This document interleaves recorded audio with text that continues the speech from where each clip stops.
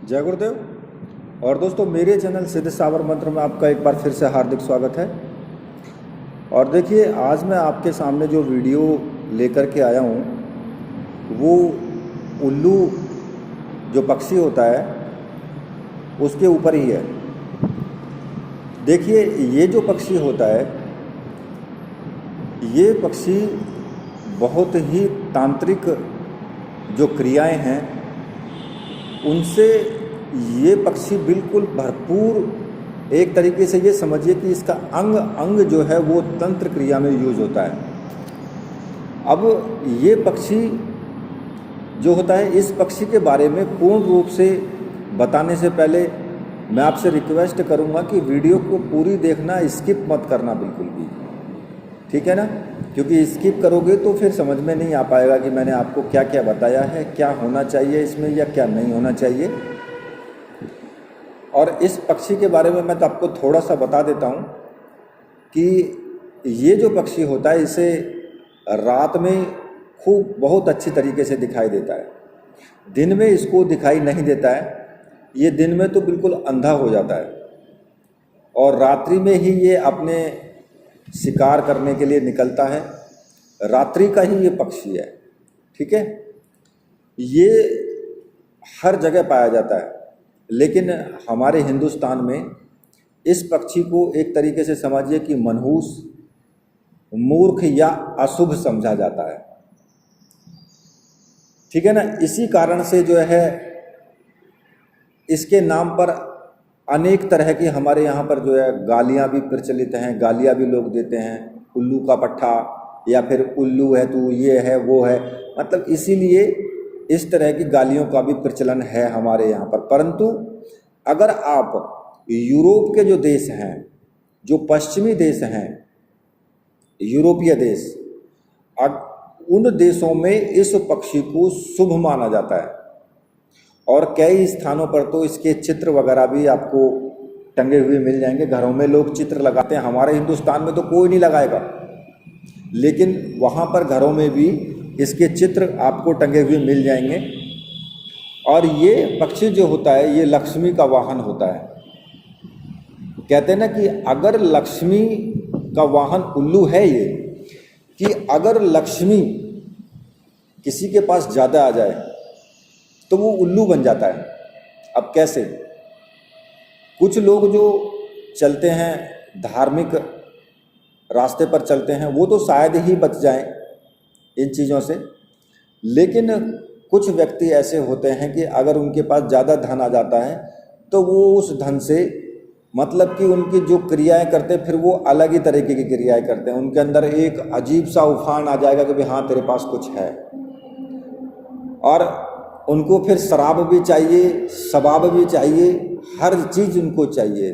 तो ये अंधाई तो हो गया ना।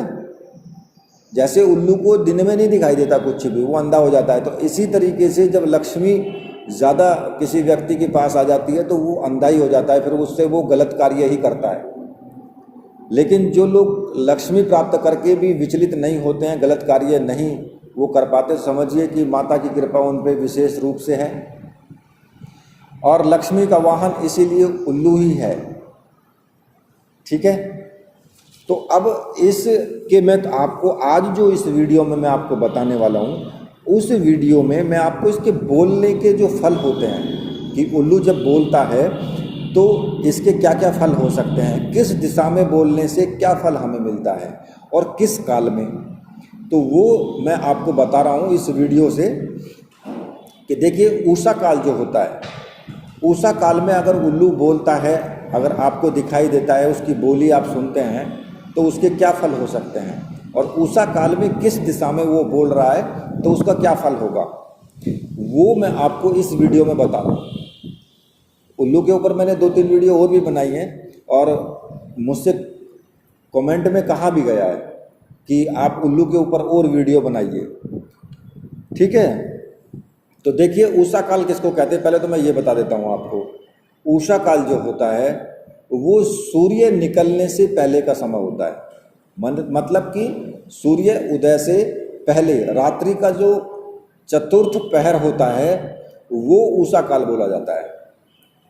ठीक सुबह सुबह का टाइम, ठीक है, जब तक सूर्य ना निकला हो, उससे पहले पहले,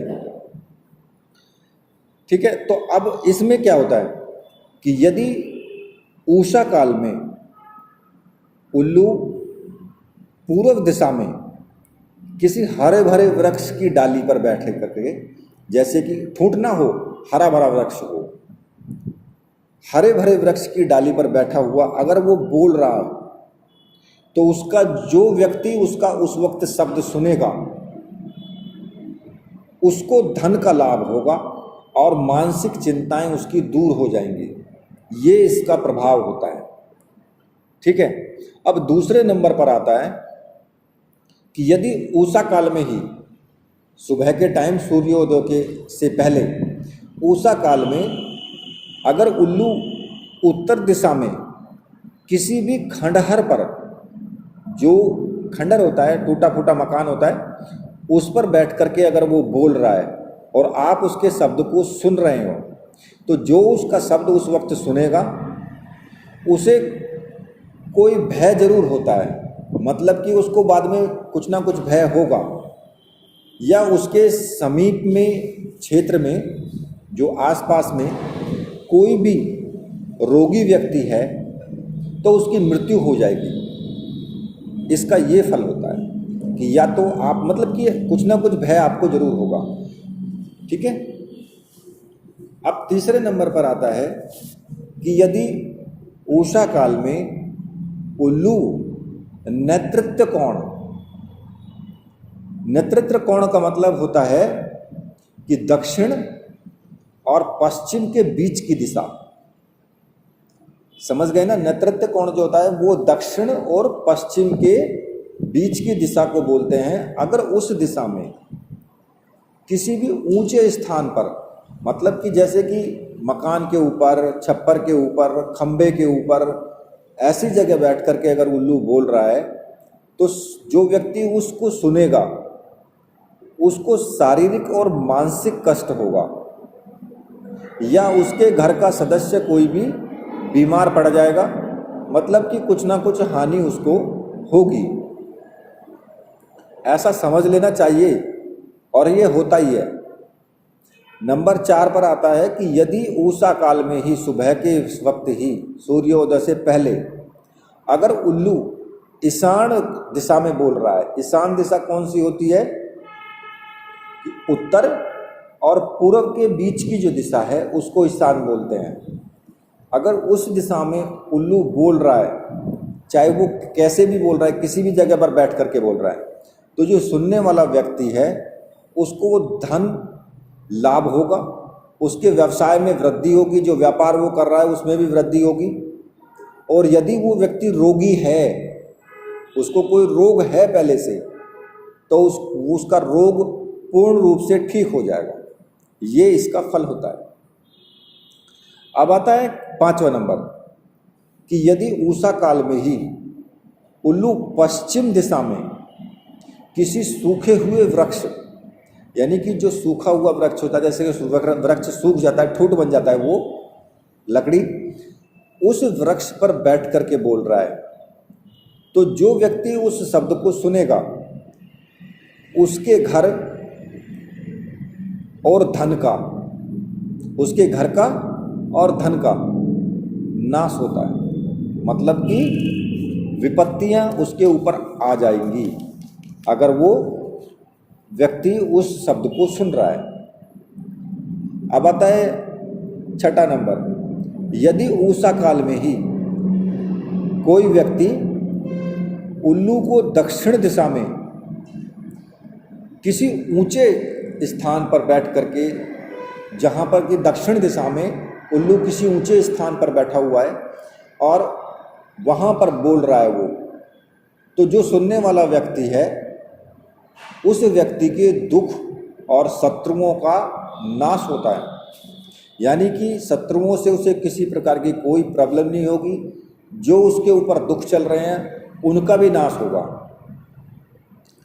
अब 7वें नंबर में मैं आपको बता देता हूं कि अगर इन स्थितियों में, इन दिशाओं में ऐसी परिस्थिति में उल्लू बोलता है और आप सुनते हैं, तो जो मैंने आपको बताया है वो फल आपको मिलेंगे। अगर इनके अलावा किसी और दिशा में या किसी और स्थान पर उल्लू उषा काल में ही अगर बोलता है और आप उसको सुनते हैं तो उसका कोई भी फल नहीं होता है, उसको सुनने का कोई फल आपको नहीं मिलने वाला है। ठीक है, तो ये मैंने उषा काल में यानी सूर्योदय से पहले रात्रि का जो चतुर्थ पहर होता है उसमें उल्लू के बोलने के कुछ फल मैंने आपको बताए हैं। और जिन्होंने वीडियो पूरी देखी है उनकी सब समझ में आ गया होगा, बाकी जिन्होंने नहीं देखी है, जिनको जल्दी रहती है तो भाई वो तो मत देखो, कोई दिक्कत नहीं है उनको। ठीक है, तो इसी के साथ अब मैं वीडियो को यहीं पर समाप्त करता हूँ। तो मेरे साथ बोलिए, बोलिए वीर बजरंगबली हनुमान जी महाराज की जय, बोलिए मेरे परमहंस सद्गुरुदेव की जय।